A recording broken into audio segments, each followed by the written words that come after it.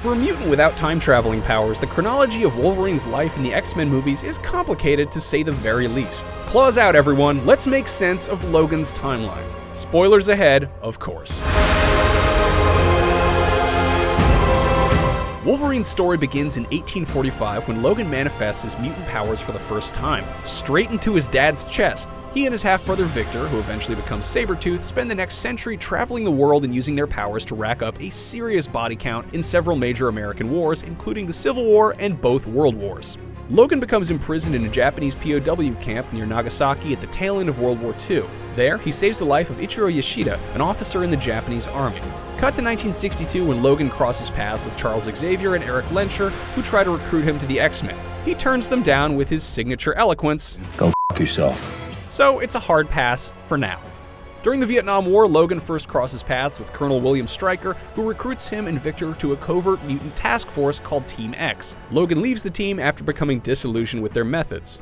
But Stryker isn't that easily refused. 6 years later, after the staged death of his lover Kayla Silverfox, who's actually an agent of Stryker's, Logan returns to the Weapon X facility. He submits to Stryker's adamantium bonding process, and the Wolverine is born.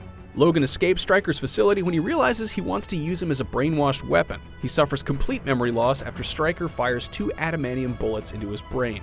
After decades of wandering, Logan encounters the X-Men again. This time, he accepts Xavier's offer to join the team. After defeating Magneto, Logan travels to Canada to discover the secrets of his past. Stryker, still trying to weaponize mutants, invades the Xavier Institute and kidnaps a number of students. Logan, along with the remaining X-Men and Magneto's Brotherhood, hunts Stryker down and stops him once and for all. Wolverine and the X-Men again face off against Magneto and the Brotherhood. He's forced to kill Jean Grey, the woman he loves, to prevent her Dark Phoenix powers from raging out of control. Plagued by guilt, Logan spends the next decade hiding in the wilderness until he's brought back out into the world to help, and then fight his old friend from World War II, Ichiro Yashida. He loses his adamantium claws in the process. 2 years later, he is once again recruited by Xavier and Magneto to the X-Men to deal with the danger posed by Trask Industries and their experimental Sentinel program. How the heck is Xavier alive after being blown to smithereens by Jean Grey in The Last Stand? You're not the only one with gifts. Yep, that's all they gave us. Fast forward a decade. Logan and the few remaining free mutants are fighting for survival in a world ruled by Bolivar Trask Sentinels. To save the present, Kitty Pryde transports Logan's mind into the body of his younger self in 1973.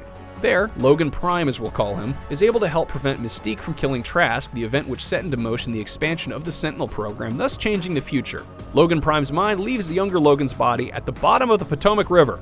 We'll get back to Logan Prime in just a moment, but for now, let's follow young Logan. He's soon recovered by Mystique, who's masquerading as Colonel Stryker. The films have left young Logan's journey from here on a little vague, so we're going to veer into theory territory.